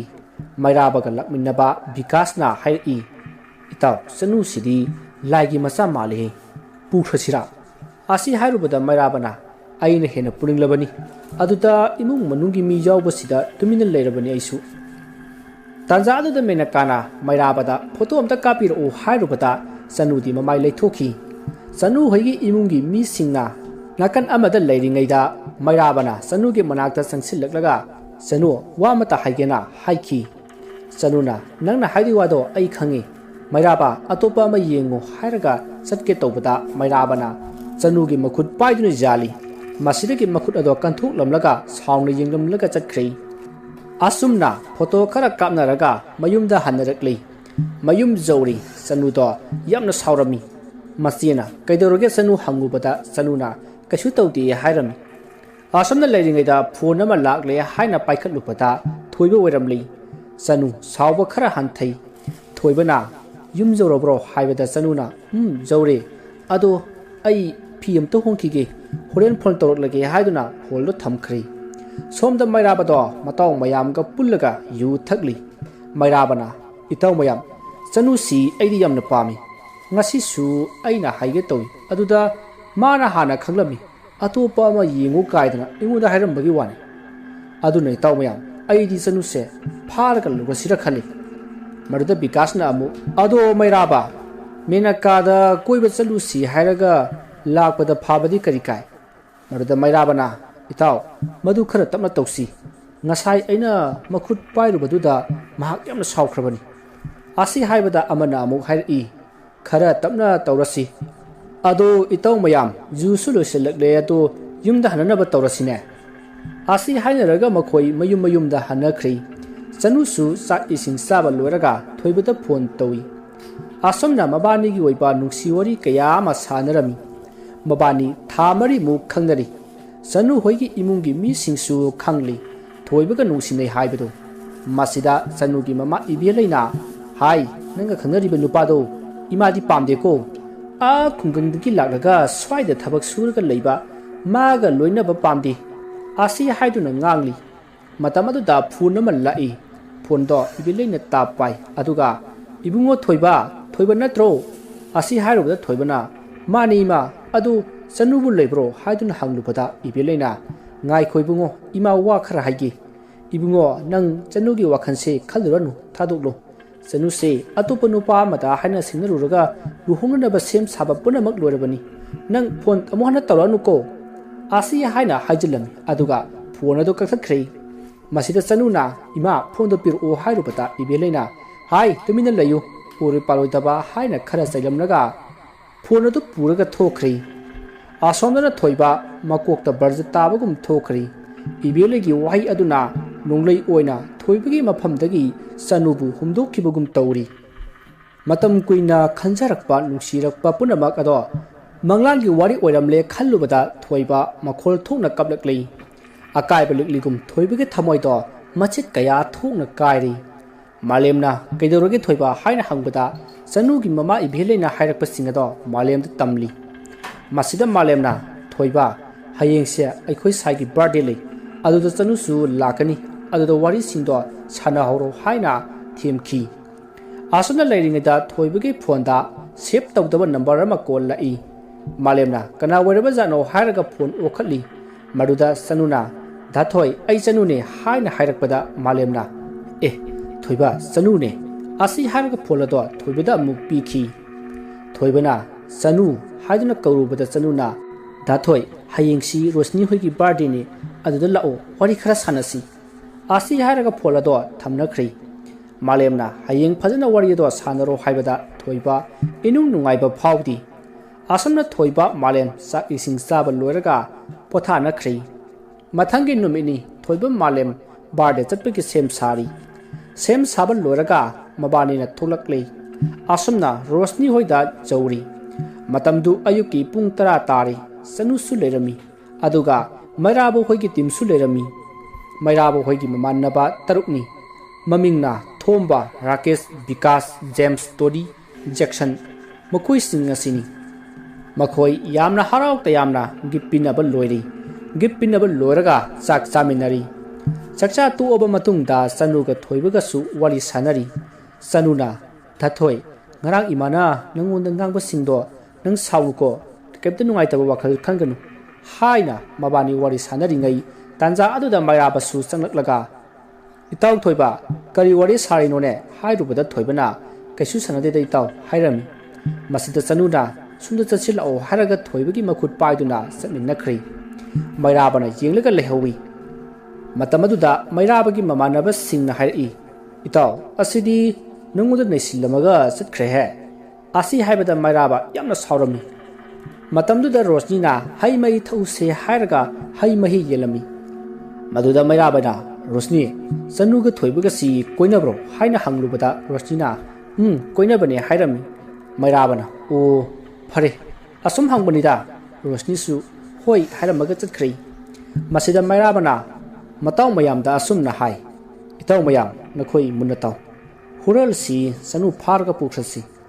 ꯑꯁꯤ ꯍꯥꯏꯕꯗ ꯃꯇꯥꯎ ꯃꯌꯥꯝꯁꯨ ꯌꯥꯔꯤ ꯕꯤꯀꯥꯁꯅ ꯑꯃꯨꯛ ꯍꯥꯏꯔꯛꯏ ꯑꯁꯤꯒꯤ ꯊꯣꯏꯕ ꯍꯥꯏꯕ꯭ꯔꯥ ꯀꯩꯅꯣ ꯂꯋꯥꯏꯗꯒꯤ ꯂꯥꯛꯑꯒ ꯁ꯭ꯋꯥꯏꯗ ꯂꯩꯔꯒ ꯑꯃꯨꯛ ꯆꯅꯨꯒꯤ ꯋꯥꯈꯜꯒꯁꯨ ꯇꯧꯖꯔꯤꯌꯦ ꯑꯁꯤ ꯍꯥꯏꯕꯗ ꯃꯩꯔꯥꯕꯅ ꯑꯦꯔꯥ ꯑꯣꯏꯁꯨ ꯑꯣꯏꯔꯣꯏꯗꯕꯗ ꯆꯅꯨꯗꯤ ꯑꯩꯅ ꯍꯣꯔꯦꯟ ꯄꯨꯈ꯭ꯔꯗꯧꯁꯤꯕꯣ ꯑꯗꯨꯒ ꯑꯩꯈꯣꯏꯁꯦ ꯆꯅꯨꯒꯤ ꯃꯃꯥꯡꯗ ꯑꯐꯕ ꯁꯥꯒꯗꯕꯅꯤꯀꯣ ꯑꯁꯤ ꯍꯥꯏꯔꯝꯃꯤ ꯑꯁꯨꯝꯅ ꯃꯈꯣꯏ ꯆꯅꯨ ꯐꯥꯕꯒꯤ ꯋꯥ ꯇꯥꯟꯅꯔꯝꯃꯤ ꯃꯁꯤꯗꯒꯤ ꯃꯈꯣꯏ ꯃꯌꯨꯝ ꯃꯌꯨꯝꯗ ꯍꯟꯅꯅꯕ ꯁꯦꯝ ꯁꯥꯟꯅꯔꯤ ꯃꯦꯅꯀꯥꯅ ꯃꯩꯔꯥꯕꯗ ꯌꯨꯝꯕꯥꯎꯇꯪ ꯊꯤꯜꯂꯝꯃꯨꯗꯅ ꯍꯥꯏꯔꯨꯕꯗ ꯃꯩꯔꯥꯕꯅ ꯍꯣꯏ ꯊꯤꯜꯂꯝꯃꯒꯦ ꯅꯣꯏ ꯄꯨꯂꯞ ꯊꯤꯜꯂꯝꯃꯒꯦ ꯍꯥꯏꯅ ꯑꯐꯕ ꯁꯥꯔꯒ ꯋꯥ ꯍꯥꯏꯔꯛꯄꯗ ꯆꯅꯨꯅ ꯒ꯭ꯌꯥꯟ ꯇꯥꯔꯕ ꯖꯥꯠꯂꯅꯤ ꯃꯥꯕꯨ ꯍꯥꯏꯅ ꯈꯟꯖꯔꯤ ꯆꯅꯨꯅ ꯑꯃꯨꯛ ꯍꯥꯏꯔꯛꯏ ꯃꯩꯔꯥꯕ ꯅꯪꯒꯤ ꯅꯃꯥꯟꯅꯕꯁꯤꯡꯗꯤ ꯀꯥꯏꯗ ꯆꯠꯈ꯭ꯔꯒꯦ ꯍꯥꯏꯔꯨꯕꯗ ꯃꯩꯔꯥꯕꯅ ꯃꯣꯏꯗꯤ ꯊꯕꯛ ꯂꯩ ꯍꯥꯏꯗꯅ ꯂꯣꯏꯅ ꯆꯠꯅꯈ꯭ꯔꯦ ꯑꯩꯒ ꯕꯤꯀꯥꯁꯀ ꯈꯛꯇꯪ ꯂꯩꯍꯧꯔꯦ ꯃꯥꯁꯨ ꯆꯠꯂꯒꯦ ꯍꯥꯏꯕꯅꯤ ꯑꯗ ꯑꯩꯅ ꯏꯊꯟꯗ ꯂꯩꯕ ꯅꯨꯡꯉꯥꯏꯇꯦ ꯂꯩꯃꯤꯟꯅꯈꯤꯁꯤ ꯍꯥꯏꯗꯅ ꯂꯩꯃꯤꯟꯅꯔꯤꯕꯅꯤ ꯑꯁꯨꯝꯅ ꯍꯥꯏꯔꯛꯄꯁꯤꯗ ꯆꯅꯨꯅ ꯈꯜꯂꯤ ꯒ꯭ꯌꯥꯟꯗꯤ ꯇꯥꯔꯕ ꯃꯥꯜꯂꯦ ꯍꯥꯏꯅ ꯈꯜꯂꯤ ꯃꯁꯤꯗꯒꯤ ꯃꯈꯣꯏ ꯔꯣꯁꯅꯤꯗ ꯆꯠꯂꯒꯦ ꯍꯥꯏꯔꯝꯂꯒ ꯆꯠꯈ꯭ꯔꯦ ꯊꯣꯏꯕꯒ ꯃꯥꯂꯦꯝꯒꯗꯤ ꯅꯛꯄꯅꯤꯅ ꯃꯕꯥꯅꯤꯁꯨ ꯂꯩꯍꯧꯔꯤ ꯑꯁꯨꯝꯅ ꯒꯥꯔꯤ ꯊꯧꯔꯛꯄꯅ ꯃꯦꯅꯀꯥ ꯍꯣꯏꯁꯨ ꯂꯩꯍꯧꯔꯤ ꯑꯇꯩ ꯃꯃꯥꯟꯅꯕꯤꯁꯤꯡꯁꯨ ꯂꯩꯍꯧꯔꯤ ꯃꯁꯤꯗ ꯃꯩꯔꯥꯕꯅ ꯆꯅꯨ ꯅꯪ ꯊꯣꯏꯕꯒ ꯈꯪꯅꯔꯕ꯭ꯔꯣ ꯍꯥꯏꯔꯨꯕꯗ ꯆꯅꯨꯅ ꯈꯪꯅꯩ ꯍꯥꯏꯔꯛꯏ ꯃꯗꯨꯗ ꯃꯩꯔꯥꯕꯅ ꯑꯗꯣ ꯉꯁꯤꯗꯒꯤꯗꯤ ꯑꯩꯒ ꯈꯪꯅꯔꯁꯤ ꯑꯩꯈꯣꯏꯗ ꯆꯠꯂꯁꯤꯅꯦ ꯑꯁꯤ ꯍꯥꯏꯔꯒ ꯆꯅꯨꯒꯤ ꯈꯨꯗꯥꯡ ꯇꯥꯞ ꯄꯥꯏꯁꯜꯂꯤ ꯇꯨꯡꯗꯁꯨ ꯃꯩꯔꯥꯕ ꯍꯣꯏꯒꯤ ꯀꯥꯡꯕꯨꯗꯣ ꯏꯅꯔꯛꯂꯤꯕꯅꯤ ꯆꯅꯨꯅ ꯃꯩꯔꯥꯕ ꯊꯥꯗꯣꯛꯑꯣ ꯑꯩ ꯃꯤ ꯇꯥꯟꯅꯕ ꯂꯥꯎꯖꯅꯤꯀꯣ ꯍꯥꯏꯔꯨꯕꯗ ꯃꯩꯔꯥꯕꯅ ꯂꯥꯎꯅꯦ ꯂꯥꯎꯑꯣꯕ ꯑꯁꯤ ꯍꯥꯏꯔꯒ ꯃꯆꯤꯟ ꯃꯦꯟꯁꯤꯜꯂꯤ ꯕꯤꯀꯥꯁꯁꯨ ꯒꯥꯔꯤ ꯑꯗꯣ ꯌꯥꯡꯅ ꯊꯧꯔꯤ ꯒꯥꯔꯤ ꯃꯅꯨꯡꯗ ꯆꯅꯨꯒ ꯃꯩꯔꯥꯕꯒ ꯀꯜꯅ ꯏꯅꯔꯛꯏ ꯕꯤꯀꯥꯁꯅ ꯒꯥꯔꯤ ꯑꯗꯣ ꯑꯁꯨꯝ ꯌꯥꯡꯅ ꯊꯧꯔꯛꯄꯗ ꯃꯥꯡꯗ ꯒꯥꯔꯤ ꯃꯌꯥꯝ ꯑꯃ ꯈꯥꯝꯂꯒ ꯂꯩꯔꯝꯂꯤ ꯃꯁꯤꯗꯒꯤ ꯕꯤꯀꯥꯁ ꯒꯥꯔꯤ ꯊꯧꯕ ꯌꯥꯗ꯭ꯔꯦ ꯉꯥꯏꯍꯥꯛ ꯈꯥꯝꯗꯨꯅ ꯂꯩꯔꯤ ꯇꯥꯟꯖꯥ ꯑꯗꯨꯗ ꯆꯅꯨꯒꯤ ꯐꯣꯟꯗ ꯊꯣꯏꯕꯅ ꯀꯣꯜ ꯇꯧꯔꯛꯂꯝꯃꯤ ꯃꯁꯤꯗ ꯆꯅꯨꯅ ꯐꯣꯟ ꯑꯗꯣ ꯁꯠ ꯑꯣꯛꯈꯠꯂꯒ ꯗꯥꯊꯣꯏ ꯑꯩꯕꯨ ꯑꯃꯨꯛꯇ ꯀꯟꯕꯤꯌꯨ ꯍꯥꯏꯅ ꯍꯥꯏꯔꯛꯏ ꯃꯗꯨꯗ ꯃꯩꯔꯥꯕꯅ ꯐꯣꯟ ꯑꯗꯨ ꯃꯨꯜꯂꯒ ꯀꯛꯊꯠꯈ꯭ꯔꯦ ꯁꯣꯝꯗ ꯊꯣꯏꯕ ꯂꯩꯕ ꯌꯥꯗ꯭ꯔꯦ ꯃꯥꯂꯦꯝꯅ ꯀꯩꯗꯧꯔꯒꯦ ꯊꯣꯏꯕ ꯍꯥꯏꯕꯗ ꯊꯣꯏꯕꯅ ꯆꯅꯨꯗꯣ ꯃꯤꯅ ꯐꯥꯕ ꯃꯥꯜꯂꯤ ꯑꯩꯕꯨ ꯑꯃꯨꯛꯇ ꯀꯟꯕꯤꯌꯨ ꯍꯥꯏꯔꯛꯏ ꯃꯥꯂꯦꯝ ꯏꯕꯥꯅꯤ ꯑꯁ꯭ꯋꯥꯏꯐꯥꯎꯇꯪ ꯊꯣꯛꯂꯒ ꯌꯦꯡꯂꯨꯁꯤ ꯑꯁꯤ ꯍꯥꯏꯔꯒ ꯃꯕꯥꯅꯤ ꯆꯦꯟꯊꯣꯔꯛꯂꯤ ꯁꯣꯝꯗꯅ ꯆꯅꯨꯅ ꯃꯩꯔꯥꯕꯒꯤ ꯃꯈꯨꯠꯇ ꯃꯌꯥꯅ ꯀꯜꯅ ꯆꯤꯛꯂꯛꯏ ꯃꯗꯨꯗ ꯃꯩꯔꯥꯕꯅ ꯈꯪꯊꯥ ꯊꯥꯗꯣꯔꯛꯏ ꯃꯇꯥꯡ ꯑꯗꯨꯗ ꯆꯅꯨ ꯒꯥꯔꯤ ꯊꯣꯡ ꯑꯗꯨ ꯍꯥꯡꯗꯣꯛꯂꯒ ꯆꯦꯟꯊꯣꯔꯛꯄꯗ ꯂꯩꯕꯥꯛ ꯄꯨꯔꯒ ꯂꯥꯛꯄ ꯒꯥꯔꯤ ꯑꯃꯅ ꯈꯪꯍꯧꯗꯅ ꯊꯣꯝꯈ꯭ꯔꯦ ꯆꯅꯨ ꯐꯤꯕꯝ ꯊꯤꯅ ꯁꯣꯛꯂꯤ ꯃꯗꯨꯗꯒꯤ ꯃꯌꯥꯝ ꯃꯔꯥꯡ ꯇꯧꯅꯔꯛꯂꯤ ꯃꯗꯨꯗ ꯃꯩꯔꯥꯕꯅ ꯑꯩꯈꯣꯏꯒꯤ ꯃꯤꯅꯤ ꯍꯥꯏꯔꯒ ꯍꯣꯁꯄꯤꯇꯥꯜꯗ ꯄꯨꯈ꯭ꯔꯦ ꯌꯨꯝꯒꯤ ꯃꯤꯁꯤꯡꯗ ꯄꯥꯎ ꯄꯤꯈ꯭ꯔꯦ ꯆꯅꯨ ꯍꯣꯏꯒꯤ ꯏꯃꯨꯡꯁꯨ ꯂꯥꯛꯂꯤ ꯆꯅꯨꯒꯤ ꯃꯃꯥꯅ ꯏꯕꯨꯡꯉꯣ ꯀꯃꯥꯏꯅ ꯇꯧꯕꯅꯣ ꯍꯥꯏꯅ ꯍꯪꯂꯨꯕꯗ ꯃꯩꯔꯥꯕꯅ ꯏꯃꯥ ꯆꯅꯨꯅ ꯗꯨꯀꯥꯟꯗ ꯄꯣꯠ ꯂꯩꯒꯦꯅ ꯊꯣꯛꯈꯤꯕꯅꯤ ꯑꯗꯨꯗ ꯂꯩꯕꯥꯛ ꯄꯨꯔꯛꯄ ꯒꯥꯔꯤ ꯑꯃꯅ ꯊꯣꯝꯕꯅꯤ ꯏꯃꯥ ꯑꯁꯤ ꯍꯥꯏꯗꯨꯅ ꯁꯦꯝꯖꯤꯟ ꯁꯥꯖꯤꯜꯂꯒ ꯍꯥꯏꯔꯝꯃꯤ ꯃꯇꯝ ꯑꯗꯨꯗ ꯗꯣꯛꯇꯔꯅ ꯑꯁꯣꯛꯄ ꯑꯁꯤ ꯀꯟꯕ ꯉꯝꯗ꯭ꯔꯦ ꯍꯥꯏꯔꯛꯄꯗ ꯆꯅꯨꯒꯤ ꯃꯃꯥꯗꯤ ꯋꯥꯟꯊꯈ꯭ꯔꯦ ꯁꯣꯝꯗꯅ ꯊꯣꯏꯕꯒ ꯃꯥꯂꯦꯝꯒ ꯂꯝꯕꯤꯗ ꯁꯨꯝ ꯂꯥꯛꯄꯗ ꯃꯤ ꯈꯔ ꯄꯨꯜꯂꯒ ꯌꯥ ꯂꯥꯡꯂꯒ ꯂꯩꯔꯝꯕꯗꯣ ꯊꯦꯡꯅꯔꯤ थोइबना मी अमता कैदोब यारोबगे मयाम पुलिसिबु हंगलुबदा मी अमना सिदा नुपी अमा तताना थोमदना हॉस्पिटल दा पुखिबा अदुननी इबुंगो आसी हारकपदा थोइब मालेम थोइना हंगलुद्री मालेमना खल्ली चनु मु ओरमदना को हाइना खल्ली मसिदगी मबानिसु चंगकली थोइबना चनुदा कैरा खन फोन तवी अदु फोलदो ओप अदुमक लैख्रै चनुगी थवाई जाउद्रबा हक्सांग दो हॉस्पिटल दगे मयुमदा पुथरकली असुमना चनु होगी युमदा मयाम मरांग मरांग तौब अदुदा थोइबगा मालेमगसु तारी चनु सीबगी पाउ ताबदा थोइबा यामना कपलमी मालेम थोइबगी मतवदु उबदा Young ngamjaramdi mahaksu kapli asumna matam khara haukhri chanogi mathau mangamsu loikhri noma hingama thoibagi manglanda chanudo laklami thoiba lambhang amata phingok sit pi nupi ama ui haiduna manakta sangsilubada chanu oiramli chanuna da thoi aigi laman khumbiyu haraga wari pumba liraklami aibu asibagi khayata tahalibase mairabu hoigi kangbunani aduna makhoi halu aduga da thoi nang khari cheksiluko haramlaga sanudo tumine satkhri maduda thoibana sanu haina kobada taibang phawng larokle maduda malemna kedoroge thoiba haina thoibubu haudurai maduda thoibana aigi mangda mala ami asi hairaga sanura hairamba singado malemna tamli maduda malemna is nangi sidi araiba thaboke natti to pothara siche hayeng phajana wari chanarasi asi hairaga tumthakhri somdana marabo hoki kangbu singado pullaga yu thakli mairabana asumna hai itaw mayam thoibasi losendrabati yararoi aikhoina sanu hatpase mana khanglakpadong tawi aduna mase kharathuna losendrabati yararoi karigumba mana sanu hoigi imungi bi singda pau pi khrabati aikhoi hingpham leitre asi haibada pikasna mani taw thoibase kharathuna losin khrasi asumna hainari makhoi tarukto loina yanari rakesh namu hai thoibaga malemgadi thabak suba chapani hayengda wairam wona ngairasi aduga thabak adu tawrasi asi hainaraga makhoisu hanakrei mathangi numini thoiba malem mahau sagam thabak suba chatlami makhoina thabak suba loraga halakpada numidang wairamgi mamli tawga matam oirami thabak subagi paisa khara pairaga lami mabanina asum lakpada lambida mairabo hoigi timdo thengnari masida mairabana karemnaduna thoiba aina bu ngaram libani ne nabani bu thabak suba challuri brone thabak suba chatrasu aingonda ko hairak jabadubu paisagi wabu aina pirasu jaidana ha asi haraga makhoi masen noknari masida bikasna thoiba thokdok tu nabani khang haiba koi khang aduna nabani ne kanam ta haidok yaru nabani de lupa lak amamam pirage karigumba haidok labadi kaya phaba oiroi asi haibada thoibana mi manba sa mi bu kislutina khalba asi haraga mairabada kin thimki masida ki makhoi mathang phunarakli asanna phunarakpada lekai ki mi kharana khamdokli khamdokpada ki di thoibaga malemga su satkri aduga wa tanari ekhoi matam khara thabak lepasi asi hainari somdana mairabo hoi ki timdo yamna saurami mairabana ngasidi aikhoi thingasu thingna wa khara tanasi haiduna pulami aduga yusu yamna thaglami mairabo hoina pullibasi thoibase matau karamna hasi ki haina wa tanari bani somdana thoibaga malemga su sa ising saba loraga pothanari adubu thoibadi pothaba jaramdi mahana asum khalli bloody mary masana si tawraga ai sanugi laman khumdaba yadi asi khallaga mahana pung yenglubada ahengi pung 13 makhai tari mastigi mahana pung 12 taba ngairage haina 12 taba ngairi matamna sum haujilakpana pung 12 tari masidigi mahana candle ama makhet amaga paraga bathroom manungda sangri aduga candle ado sukhatlaga mingsel mamangda thamli aduga mamit usilaga bloody mary haiba wahai ase ahumlak hairi aduga mamit tapna pangthori masida uri yengbada akiba phanglaba nupi ama mamai mamit chekhaiba ina pungtai tairaba nupi amana ina luplaba anga ngama pamlaga leibado uri madu ubada thoiba humangna pikari lawai ge sam sab jungi tungda khongpham ama ani halli adubu mahak akibado phajinjai masida nupi aduna hairi nahak kari pamano aibu kauriba karigino hairakpada thoibana ai nangi mating amatang pami asi hairaka wari pumba lirami masida nupi duna hairi phare nangi thabakto ai tawrage adubu aigi awamal kari pigidoribano haina hangakpada thoibana mairabu hogi kangbu adugi thawai oina loro hairakpada nupi aduna thoibada munna yengdamlaga mangkhri thoiba sumage kada sanglakli asomdana mairabu hogi timdo baro helakpa aduaita bikasna itaw maya aikhoi hallasi asi haina tholakpada nupi ama satlaga leibudu ubada mairabana oi kanalo na thanda chalibudu bo haina nupi adugi manakta sangsilubada mairabado mangaksimadu pairaga thangalai madu ubada atai mamanaba sing adusu magi thokpa chenari nisaga loida hankhri masida nupi aduna hairi ngasidi noi loina aina puraga chatpa tari asi hairaga mairabagi mag ado leithatkhri asumna mairabagi punsi loiki aduga nupi aduna pamliba angang aduna mairabagi mangak samda isupi somda makhoi manga do amamba mar aduda chelakpana makhoi masem thengjinai matamaduda angang kapagi khonjal tar i haiduna rakesh na othok lupata phi thongdaba angang ama lepaga lairami angang aduna rakesh ta sungsil laga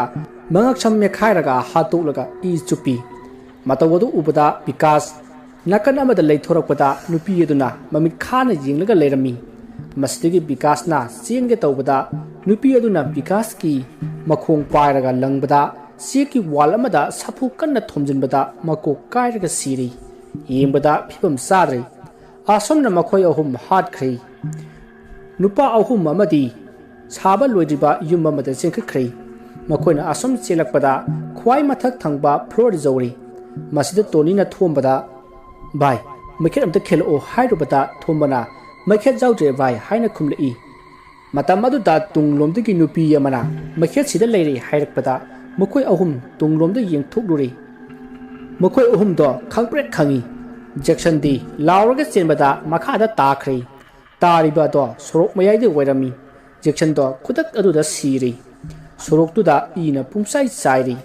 thomba toni makoi ani tawpham khangdana leiringai da thombagi lengbanda migi makhut amana thamlakpa aduda tunglomda yengthoklubada nupi aduna pairamba yosei amana mangak samda thilakpada khudak aduda siri madu ubada tonina kanna lauraga chenbada ngasai Jackson na taraga sikhiba mafam adumaktada mahaksu taraga siri masidagi nupi ato yamna kanna khana nokli masida makhoi taruki thawai su tholaklaga nupi aduda hai nang kanaro kadiga nang na khoi bu halibado haina hanglubada nupi aduna hairi noise thoibana halurona aingonda hairakpani noigi thawai su aingonda pithuroklabani aduna noi taruk aina puraga chatpa tare asi haibada makhoi taruk yamna sauraga thoibu halusi hairaga chatke tawbada nupi aduna haujik madugi matam henkhri haujik ti aiga chalasi hairaga makhoi taruki thawai singdo puraga chatkhri asum na ahing adum haukhri mathangi ayukni mi mayam ama marang tawnarai malem su haugallaklaga kari tawba jawraba jano hairaga thulaklaga ahal amada hanglubada ahal aduna mairaba hoiga pulna chaminaba mukhogi mabanaba tarukado misi sadana siramle adugi ni bungo kanana bu halam libuno khangdre wadu tabada malemdi yamna ngaklami mahana changaklaga thoibata tammi masde thoibana aina chanuki laman khumkhrabani haraga wari pumba liraklami malemsu yamna ngaklami amati nungaiba apenbasu phauki masida thoibana ado malem nupido amuk laroi daba jala asi haiduna hanglubada malemna laroi thawai taruk pukhrabani na amukhana laroi asumna mabani wari sanari masida thoibana malem aikhoi su yumda kumnasi ai yumda pau pikrage aikhoi gi thabak subagi paisa khara lehobodo nang loruro ai pochai losilamage asi haibada malem su hoi ai lorurage haraga masu satkri yamna paulap lapa mafam natabanina malem su ngai hak lerga adumak lakli asumna mabani mayum lomda lakpana mayum jawri numidang wairamni थोइबा नुमित तारमदागी nganganaba mangal ado yengduna atiyada mapang kainaraba naitôm paiba usekpu mamit kuptuna yengjari asumna wari asi matang asida loisinjari wari asi pathokchapa matamda soikhilan khiba yawragasu tabiribasingna pukchel chauna ngakpigani mayambu aroibada amukka halna makhal mathel manipur chenenna ikoknona khurumjari